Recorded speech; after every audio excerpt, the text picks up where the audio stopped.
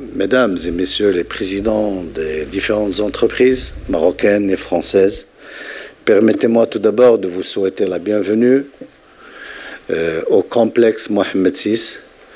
ce centre d'excellence de football qui a été planifié, réalisé par Sa Majesté le Roi Mohamed VI, que Dieu l'assiste, et ça dénote l'importance et la particularité du développement de la jeunesse, de l'épanouissement et de l'inclusion de la jeunesse au sein du modèle de développement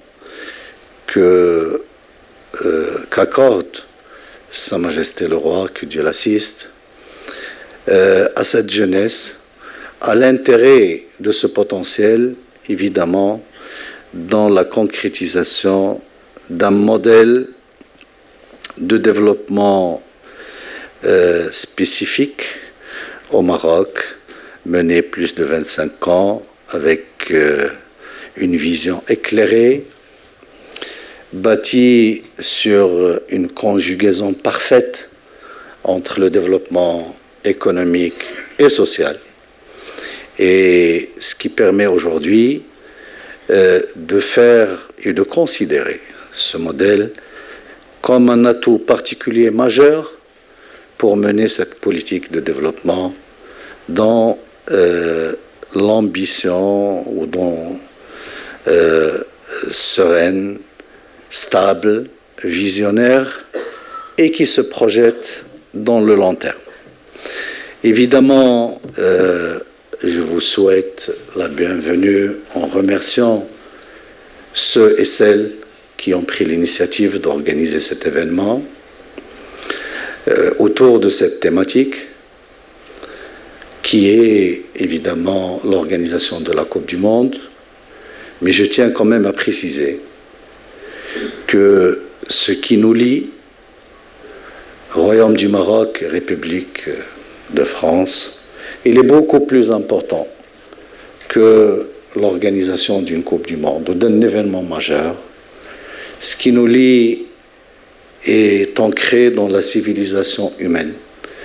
Il a emprunté l'histoire de l'humanité. Il était toujours un modèle de coopération entre les deux rives de la Méditerranée. Et c'était toujours un exemple à citer, à multiplier dans tous les process de coopération de part et d'autre de ce pourtour méditerranéen riche en histoire et en civilisation. La Coupe du Monde, l'organisation des événements internationaux est une occasion pour renforcer, pour enrichir cette histoire, pour trouver les modalités de mise en œuvre et de la construction de passerelles additionnelles, humaines, civilisationnelles, et qui laissent un héritage historique pour les générations futures. Aujourd'hui, c'est un forum, c'est le premier du genre, autour de la Coupe du Monde, mais ce n'est pas le premier du genre par rapport à une coopération économique entre les entreprises françaises et marocaines que tout le monde considère d'historique et d'exemplaire. Et on a eu l'occasion, durant cette matinée, de voir des illustrations de cette coopération parfaite qui frôle des relations fusionnelles et qui a même généré des modèles exportés dans tous les coins du monde. Ce qui dénote du potentiel, de la marge de progression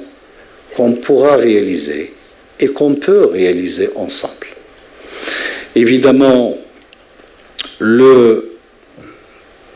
Coupe du Monde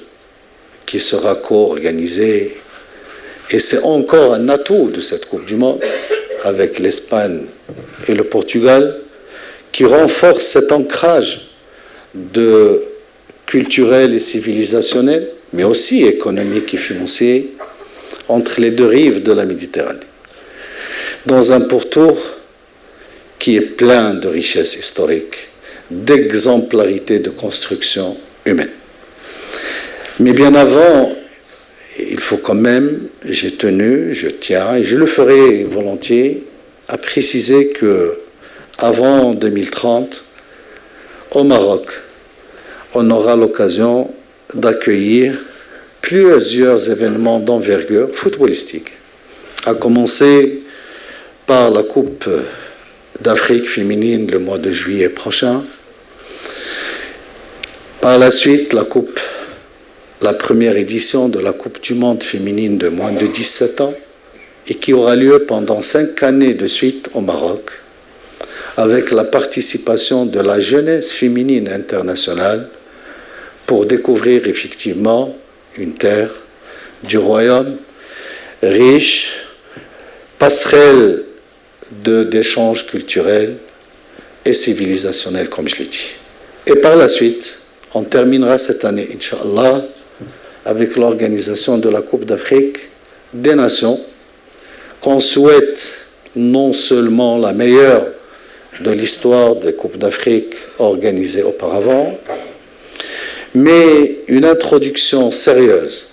sincère, pour évidemment se projeter dans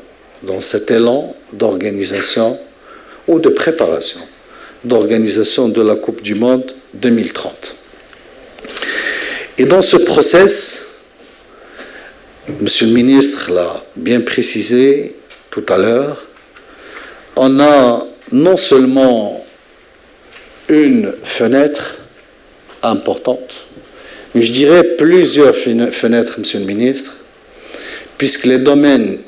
et les aspects et les segments de coopération sont multiples et qui tournent autour, évidemment, d'un événement footballistique, mais comme vous le savez parfaitement, un événement footballistique, un match de football de 90 minutes, ce sont deux équipes qui jouent, mais derrière, il y a quand même des préparatifs,